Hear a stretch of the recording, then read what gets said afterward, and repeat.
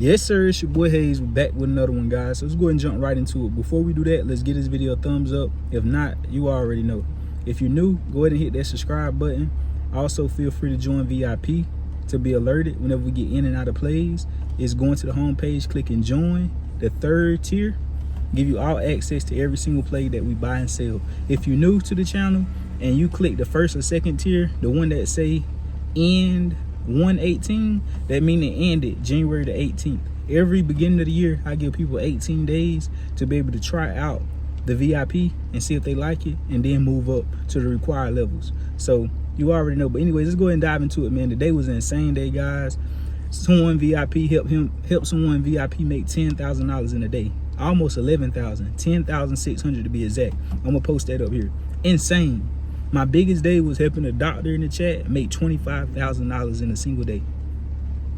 25 bands. That's the record for me right now with helping someone. And the day, you know what I'm saying, that's a crazy record as well though. 11K in a day, man. Shout out to you, fam. Shout out to you. There's no hate in my blood. I don't care if somebody told me they made $100,000 a day and I just made a couple bands. I'm still grateful and thankful to be able to be in a position to not only help myself but to help other people as well. You definitely need to have discipline. Everybody that come and join and follow along and all that probably don't see success because it got to be in you. You got to have the right mindset. You got to have a business mindset. You got to have that dog mentality. You got to know how to lose in order to win. If you take 10 trades and you cut losses quick, out of 6, you can get most on wrong. It'd be people like, what's your win rate? All this week I've been right, but I'm not worried about being right. I'm saying like far as like every single play wasn't right, but the end of the day was green. That's what I care about. I could get 3 trades wrong in a day and 1 right, and that 1 play that's right gave me a green day. And that can happen all week long. But far as the whole week, I probably got 1 or 2 plays I had to cut losses on. Definitely the penny stocks. The penny stocks is like 4 for 1. You're gonna get 4 wrong, cutting losses quick, and then that 1 gonna take off and make up for those 4 plus give you profit. I cut losses on penny stocks at $20, $30, $30, $40. Well, when it hit, it's gonna hit $200 to $2,000. You get what I'm saying? And that's gonna make up for that little shitty ass loss. But on options, getting in and out, the losses ain't really been there. It's been hit. But every day at the end of the day though, been green all week long. That's why I'm skeptical about trading tomorrow, because I don't want to mess up my solid week. Whenever you got a solid week like that, sometimes you can take that day or miss a day in order to keep that momentum going. Sometimes you got a back-to-back win days. Sometimes you miss that day because you know a loss is eventually coming. You're not just going to go through your whole career every single day green. So already be mentally prepared for that and not go oversized and have too much confidence and be overconfident because you've been winning and now you done sized up and then took a L and now you done lost all the money from the 4 days that you were just green. You got to be smart. You got to be disciplined. This little stuff like that, what I'm talking about, you need to pay attention to that. You need to let that marinate. But anyways, roll up my window. Getting on that Alcantara. I don't even know how to pronounce it. I don't even know how to pronounce it. But anyways, that ain't no regular leather right there. But anyways, man, yes, the day been crazy, man. The day being crazy. Made a rack today myself. I made a band today. But hell, I ain't trying. I made a band yesterday. The day before that made like 1,200. The day before that made like 1,000. By the end of this week, I'm trying to be up. I'm good right now where I'm at. But if I can make 1,000 more, 2,000, and be up 7 grand for the week, that's solid. You know what I'm saying?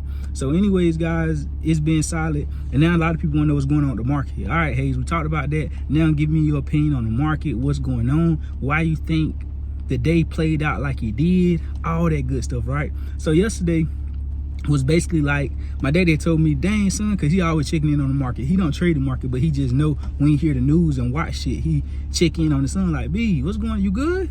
Like, man, I heard the market lost all these trillions of dollars. I know my son is the one I'm checking. I'm like, yeah, dad, I'm good. I'm buying puts. He like, puts? What's that? I'm like, I make money when the market go down. Dad, I make money when the market go down. So, you know, filling him in, that's always fun. That's always this and the third. So anyways, the day when I was telling him about what happened yesterday with Trump, I was like, yeah, man, dad, it's crazy. I was like, Trump basically tweeted and was like, buy, now's a good time to buy. The market went insane because he paused He paused tariffs on all countries except China. Like, he know all that. He don't know about the market, but he keep up with the tariffs and what's going on in the news. So he was like, yeah, I seen that and stuff. I was like, the market went crazy this and third. He had tweeted it, all his buddies. And then today it was a video that went viral of him, his Charles Schwab and his other buddy. He talking about, yeah, my buddies, they made 4.5 billion yesterday. The other one made 900 million yesterday. But people can't be mad about that though, because he want everybody to eat. He trying to have everybody eat. Even if you don't believe that, or if I don't believe that, hell, he would have just kept it to himself. He wouldn't have tweeted and told you now is the time to buy. He would just told his friends like, hey, I'm about to buy the stock market. He wouldn't have told everybody. That nigga told everybody. If you was paying attention, in the loop, got shit going, you damn took advantage. So anyways, look, for me, I was just watching the market like a hawk. That intuition, something was just telling me, like, sit down and just watch this motherfucker. And right before it happened, I was in early, like right before the blast off. Like, I literally was there. It was like 15 minutes. Like, if you weren't there for that 15 minutes, it was over with. But anyways, what happened was the market went up. You had stocks up $100 a share, $30 a share, $50 a share, $60 a share. Whenever the market go up that quick, that fast, that's called overbought, meaning it was overextended. Meaning it went up too fast, too quick, and whenever it go up too fast, too quick, too sharply like that, it has to pull back. It has to breathe. It has to come back down to reality. It's a 10% chance it could have went higher with some wild shit just going on, but 9 times out of 10, it was going to pull back, guys. That was just a quick little moment Trump did for his buddies and did for everybody else as well. With doing what he did, he was calculated. He knew what would happen. Market manipulation, you want to call it, insider trading, you want to call it. It ain't no secret. This shit goes on. When they halt stocks and all that shit, that same form is manipulation as well. They're trying to hold it back. With the shit that happened with GameStop, AMC, market manipulation, trying to hold it back, save them from losing billions of dollars. Same shit. It's happening all the time. What you need to do is not complain and get on the winning side of the trade like they is and like everybody else is. You know what I'm saying? The ones that's being profitable, the ones that's making money. Less complaining, more so cutting losses, be okay with being wrong, and get on the right side of the trade. Now today, the market gave back most of those gains, guys. Dow down over 1,000 points. S&P down. It was ugly. Me bought puts. I alerted puts on Netflix at $935. I said the target for Netflix is $909. It came down to exactly $909. That was the low of the day until it went lower and went to $895. I would have made, like, if I would have held that stock all the way through, I would have made $4,000 off that play. I made $1,000, nearly a band, but I would have made $4 grand. That shit crazy. But anyways, like I said, it's okay leaving money on the table. I'm more so about taking mines, moving on to the next, guys. There's always going to be another opportunity. There's always going to be another play. But anyways, great day today. Great day today. A lot of people, I don't know what they was thinking. Probably thought, oh, it's going to go even higher tomorrow. People were saying, oh, we back in the bull market, this, that, and the third. And just that quick, in the blink of an eye, all this gone. We this close back to a bearish market. You get what I'm saying? And especially now in the after hours, shit fell even more. So I don't usually swing trade no trades because I don't want to wake up the next day and be down. But since I was up today, nearly a band, I could risk $500 going to the next day, $600, and I got Netflix again. And now it's down 907 in the after hours, so I should be up big tomorrow, especially if it can open up in the 800s. I should be up a good chunk of change with that stock. But anyways, and I didn't call it out because it's risky. I don't like to do that. I don't like to buy and hold to the next day because anything can happen. News could come out, shit could gap up, shit could gap down. Only time I do that is if, you know, it's A+. That was kind of A+ setup. I knew it wanted more. It wanted to come down more. I just knew it. I felt it.